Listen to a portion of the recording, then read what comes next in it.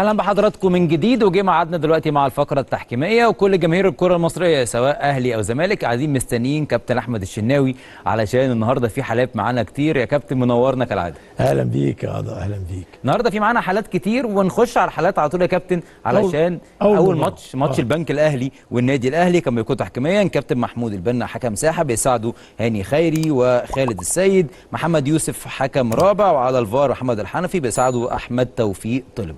نشوف الحالة الأولانية، يعني صفارة متأخرة، ويعني بعتقد فاول واضح جدا.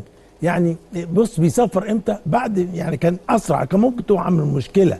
يعني بتتأخر ليه؟ ممكن كان ينزل يصاب إصابة أكبر من كده. ما تحسب من الأول يعني بالشكل ده. بص اللعيب مش رايح للكورة، اللعيب رايح لجسم اللاعب بالشكل ده. من بدري ممكن كان يحصل له إصابة. يعني من الأفضل في فاولات يا ريت تحسبها بدري، لأن ممكن تبقى عندها حاجة. هنا اللعبه دي هنا ماسك بشكل صارخ وما عندوش فرصه في لعب الكره. بص بيمسك لمجرد اذا النهارده هنا وبيمنع لعيب كان ماشي وعنده الهجوم الواحد، كان لازم يديله انذار. شوف بقى اللعبه اللي جايه، لعبه يعني لم تحتسب، فاول لم يحتسب، والكره خدوها اهو استحواذ كان هيجي منها جون.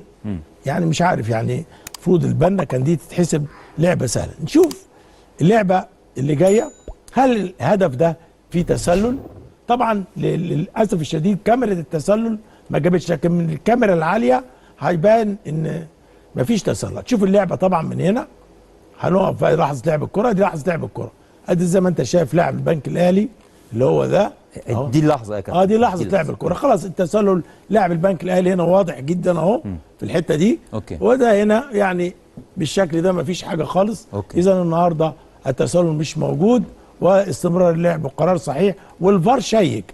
والفار كنت اتمنى برضو يعني هتلاقي الفار بعد كده كان يبين ان التسلل مفيش تسلل، يظهر الكادر ده مهم، لان الناس بيبقى فيه تشكك، لكن اهو الشك مش موجود والقرار صحيح.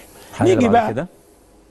هنا اللعبه دي طبعا لمسه اليد، مش لمسه اليد، هي لمسه اليد موجوده.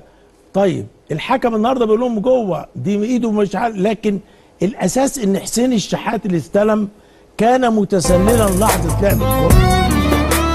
فعشان كده حكم الفيديو زي ما انت شايف انا اهو عامل خطين، خط يعني التقنيه عندنا برضه في الكنترول بس يعني عنده مختلف زي ما انت شايف اهو. مين اللي معدي اكتر من الخط الاصفر؟ طبعا حسين الشحات.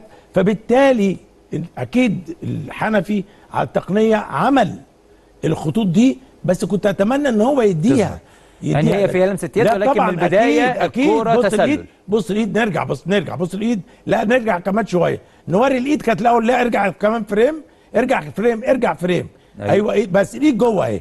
بص الكوره لما بتتلعب الايد بتتحرك اهي، بتطلع، اذا الايد راحت للكوره، اذا لمسه اليد موجوده. ولكن لو كان احتسب كان على طول قرار تسلل، هيلغي بالتسلل. فطبعا خلاص انتهى الامر بهذا الشكل. نخش على اخر حاله، طبعا هدف البنك الاهلي برضو. شوف الفروق هنا بقى، هدف البنك الاهلي ده، هل اللاعب ده متسلل لحظه لعب الكره ولا مش متسلل؟ هنا الفار هيبين لنا الخطوط باحتساب الهدف، وده اللي كنت اتمنى برضو في كره برضو قفشه لما كان بيستلم.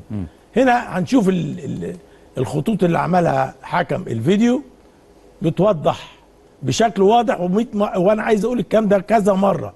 ما دام الخطوط على اخر جزء من اللاعب المهاجم واللاعب المدافع لا خطأ اهو.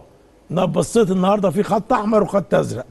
النهارده الخط الاحمر بتاع المهاجم هو اللي جوه، والخط الازرق اللي هو الناحيه الثانيه. اذا النهارده التسلل مش موجود، وقرار الحكم قرار. نيجي